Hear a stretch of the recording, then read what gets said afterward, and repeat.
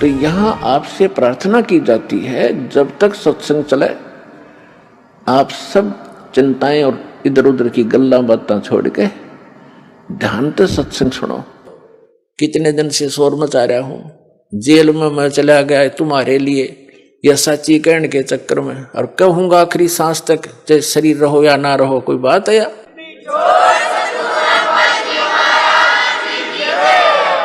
असंग जन्म हो गया हमने धक्के खात्या ने के बिरान माटी और मुझसे नहीं देखी जाती, क्योंकि दास को वो ज्ञान भगवान ने दे दिया। मुझे कोई दूसरा नजर नहीं आता, पूरी पृथ्वी अपनी सी दिखे है, सब अपने बहन भाई दिखे, क्योंकि हम सतलोक से आए हुए।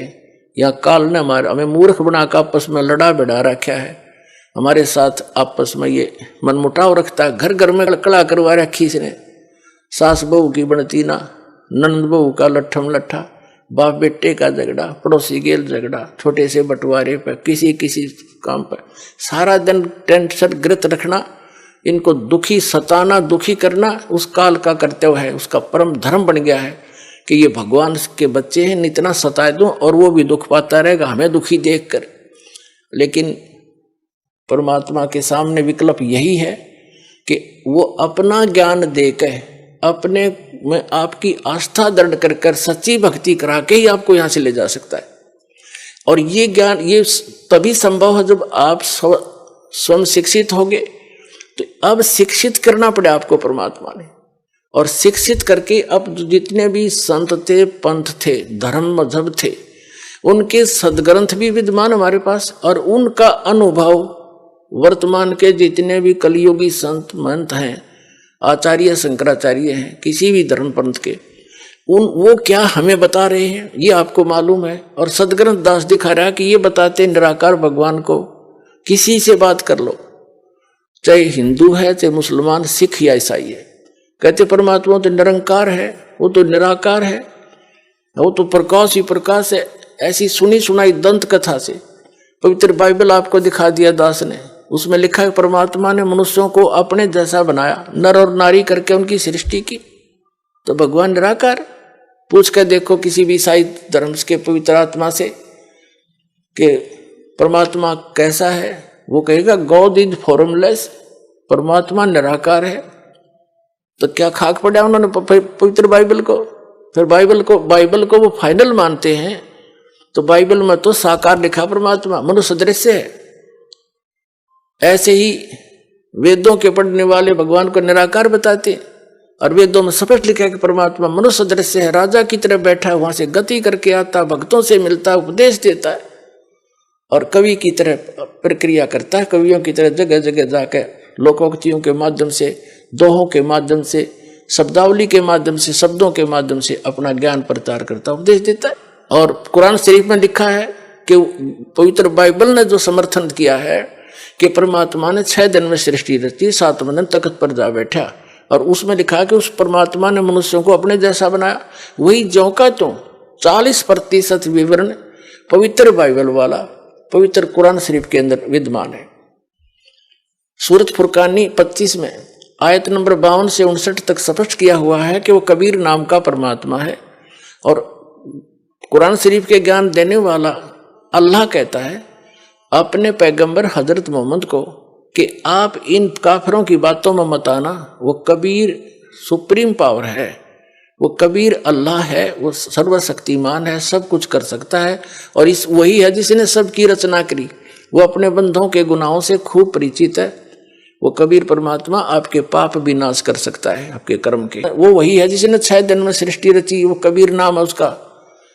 और 7वें दिन तख्त पर जा विराजा, उसकी खबर किसी बा खबर से पूछ देखो।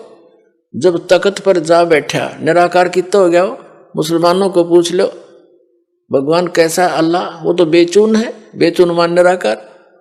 इन पवित्र वेदों को पढ़ने वाले इनसे पूछ कर देखो, अभी तक आपके पास सबका विधान है, हिंदू धर्म में आप जन्मे हो, इनका तो खूब पता आपको। ये भी कहते हो परमात्मा निराकार है, और आपने दास ने उन्हीं के अनुवाद को आपके सरोरू कर दिया। इन अंग्रेजों का कराया हुआ अनुवाद, इंजीनियरों का, इन आर्य समाजियों का ये निराकार बताएं, और खुद अनुवाद कर रहे हैं। भगवान राजा के समान देखा जाता है, वहां से गति करके आता है, भक्तों से मिलता है, उपदेश देता है, कवि की तरह घूमता है। और फिर भी निराकार बताओ, सबकी बुद्धि को मारा कि काल ने। तो पुण्यात्मा, अब रजा हुई है परमात्मा की आपके ऊपर। अब आपकी रुचि बढ़ेगी इन प्रमाणों को देख के, सचमुच सारी बात सच्ची, और वह ऐसी सृष्टि है, वहां सब मुक्त प्राणी ठाठ से रहते हैं। जो सुख आप यहाँ खोज रहे हो वहां मिल जाएगा। और यहाँ तो आप रह ही नहीं सकते, चाहे राष्ट्रपति बन जाओ और चाहे सारी पृथ्वी पर तो मकान बना ले, 100 कोठी बना ले, ये तेरी है नहीं। मूर्ख बंदा बना रहे तो वहां क्यों ना चल रहे। यहाँ तो जब तक यहाँ रहना है भक्ति कर, जैसा मालिक देता वैसे तो रहे। जो राखे तो ही रहूं, मेरा के चारा, और खाने जाद खरीद हूं गुलाम तुम्हारा। ये परमात्मा, मैं तो आपका दास हो गया। अरदास की चिंता मालिक ने, नौकर की चिंता मालिक ने खूब बनी रहती है। ये दयालु मालिक है हमारा। जो मालिक हमने मान रखे है तो कसाई है, ये ब्रह्म ज्योत निरंजन काल, इसको हमने मालिक मान रखा था, ये तो कसाई है, ये तो आपके अपने स्वार्थवश रोके हुए। और जब हम दयाल की शरण में आएंगे तो हमारे सारे दुख दूर हो जाएंगे। तो कबीर साहब वो दयालु मालिक है, उसकी शरण में आगे तो उसको सब पता है, मेरे बच्चे को क्या आवश्यकता है, मेरे नौकर को सब सुविधाएं देता है, क्योंकि उसके अंदर दया होती है। तो हम उसकी शरण में जब आ गए तो हमारी सब समस्याओं का उसको खूब ज्ञान है। हम जो मांगेंगे और आवश्यक होगा वो दाता अवश्य देगा आपको। और हम मांगेंगे बकवाद, क्योंकि भक्ति के मार्ग में चल रहा व्यक्ति को एक पत्थर ठा के सिर पर फिर धरन लगे, उनके कहेंगे मूर्ख। समझदार तो ये कहेंगे क्यों सिर मारे, पत्थर में चला आगे न चलेंगे। तो कहने का भाव ये है कि जो आप अनावश्यक वस्तु मांगोगे, जो आपके ऊपर पत्थर के रूप में होगा और भक्ति में बाधा करेगा इस सफर में, तो दाता वो दे को ना चाहते, क्योंकि आपको आवश्यकता नहीं है उसकी, और हम उसकी आवश्यकता मान रहे क्योंकि हम बालक है। तो इस प्रकार पहले दास चाहता है, बुद्धिमान समाज है, बहुत सावधानी से सोचना पड़ेगा आपने। जो किस लिए हम माया इकट्ठी करते हैं, कोठी और कार बनाने के लिए, और बेटा और बेटी के ब्याह में बकवाद करने के लिए, व्यर्थ का खर्चा करने के लिए, और ये भी मतलब के त्योहार चोर बनाकर बम पटाखे बजाकर फंड करने के लिए। तो ये भक्ता के काम नहीं है। ना जाने काल की कर डारे, किस विध ढल जा पासावे, और जिनाते सरते मौत खुड़क दी उन्हानु केड़ा हंसावे। हमने नोट ऐसे डर कर रहना पड़ेगा या ना जाने के बिजली गिर जा। जैसे विवाह करते हैं बच्चों का, उसमें 6 महीने पहले तो चिंता वाले घर वालों ने, बेटी बहनी हो, और लड़के वाले की कभी बराबर खर्च वाले हैं, तो सारा पंगा पा रहे हर तरह का। तो उसके लिए फिर कितना डीजे लाएंगे, हाँ, फिर बड़ी बड़ी बारात, और ये सारा काम बिगाड़ा नहीं फिल्मों ने। फिल्मों में देखा आपने, कोई सिंपल वे तो ब्याह होता, बकवाद करें सारी, बड़े बड़े राजे महाराजा की तरह आगे पाछे बैंड बाजते चल और तुरु तुरु तुरु करते चले हैं, लंबे चौड़े लैंप लैंप ला के फंड कर रहे। ये ब्याह करो बकवाद, तुम जलूस तो पहले काट दे बालका का।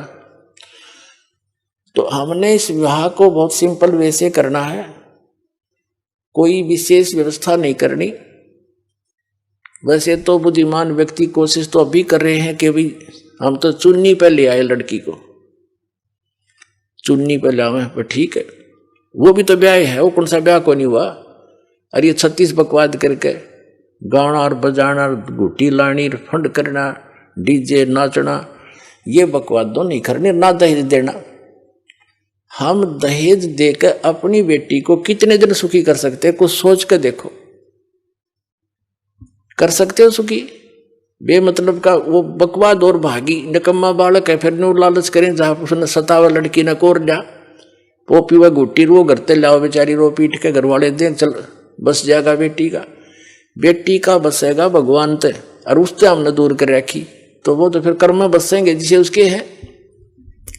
हम सबसे पहले वो धन देंगे अपनी बेटी को जो कभी खर्च नहीं होगा, और हर समय उसका साथ रहेगा, सारी आपदाओं को टालेगा, और 2 रोटी समय पर देगा। ऐसे हम अपने बेटे को इस मार्ग पर लगाएंगे, वो अपने पर निर्भर होगा, भगवान पर विश्वासी होगा, और ज्ञान होगा कि आज मैं दहेज लूंगा, कल इसका गधा बंद कर दूंगा, क्या फायदा लेने का। तुमने उस दरगाह का मैल नहीं देखा, और धर्मराज के तिल तिल का लेखा।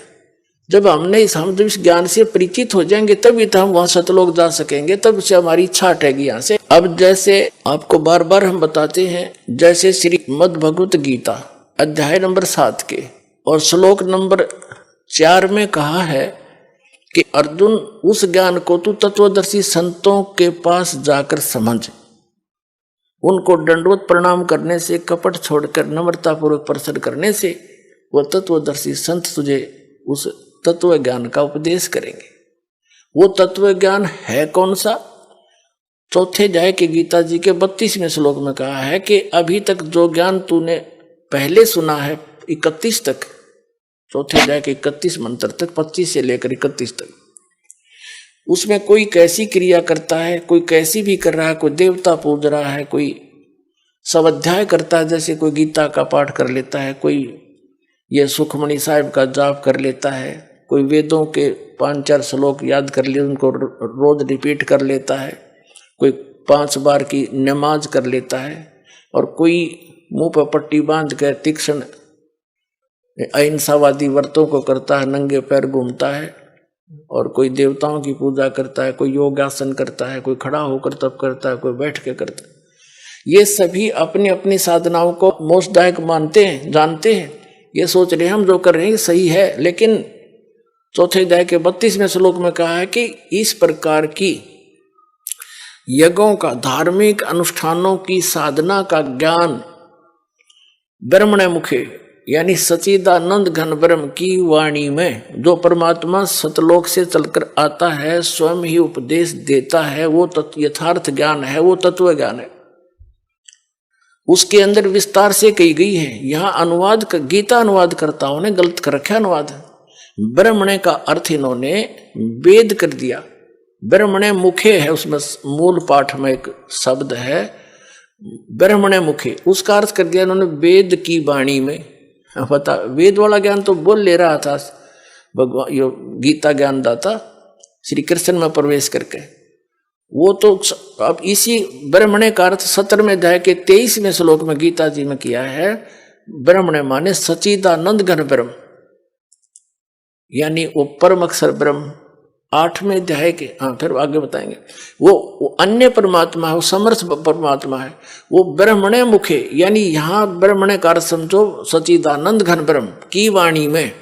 मुख माने अपने मुख कमल से उच्चारित वाणी में जो ज्ञान है, उसमें ये धार्मिक अनुष्ठानों का की जानकारी विस्तार के साथ कही गई है, वो तत्व ज्ञान है। चौथे अध्याय के 32वें श्लोक का ये निष्कर्ष है कि इस वास्तविक धार्मिक अनुष्ठानों की, यज्ञों की वास्तविक जानकारी सच्चिदानंद घन ब्रह्म ने अपने मुख कमल से बोला है उस वाणी में, यानी कबीर वाणी में विस्तार के साथ कहे गए हैं। और उनको कर्मजान, यानी वो काम करते करते कर्म योगी होकर के उनको पूरा किया जाता है, और उसको जानने के बाद तो सभी कर्मों से मुक्त हो जाएगा, सभी पापों से। और वो ज्ञान, वो तत्व ज्ञान है। चौथे अध्याय के 34वें श्लोक में कहा कि उस तत्व ज्ञान को तू तत्वदर्शी संतों के पास जाकर समझो। इससे सिद्ध है कि गीता ज्ञान दाता भी उस ज्ञान से अपरिचित है, नहीं तो लिख देता एक अध्याय और बना देता, ये हो तत्व ज्ञान। तो वो तत्वदर्शी संत कौन है? ये दास आज वर्तमान में है, ये सत्कर मान लियो, थारे दच्चा चाहे ना दच।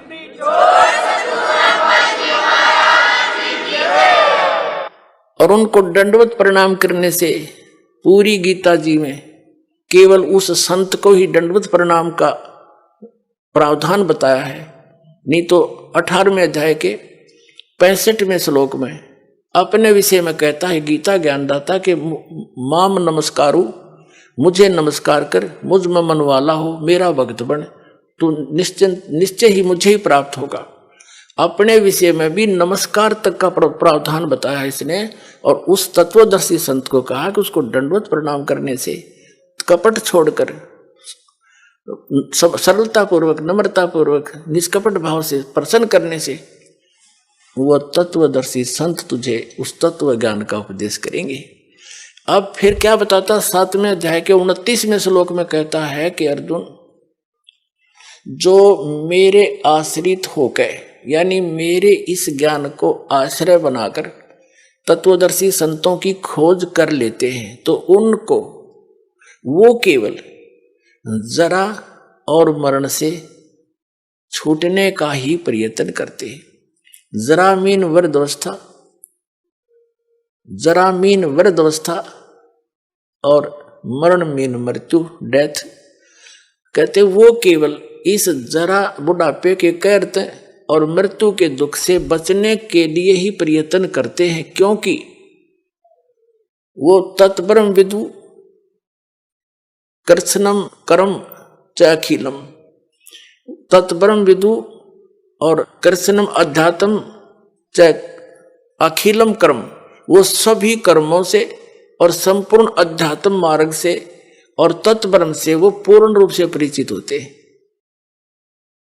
और वही केवल जरा और मरण से छूटने का प्रयत्न करते हैं। इसका सीधा सा अर्थ है कि जो साधक संसार की अन्य किसी वस्तु की इच्छा मन में नहीं लेकर के केवल अपने कल्याणार्थ यानी जरा और मरण से छूटने का जो प्रयत्न कर रहे हैं, तत्ब्रह्म विदु उस परमात्मा को जानते हैं, जान चुके हैं तत्ब्रह्म को, और सारे अध्यात्म से परिचित हैं, ज्ञान से और सब कर्मों से वो परिचित हैं। इसलिए वो विष फांकते नहीं। उनको जहर दिखाई देता है, किसी से रिश्वत लेना, ये करना वो करना। जैसे किर का जहर का रंग होरी हो, कहो कौन तिस खावे राम रंग होरी हो।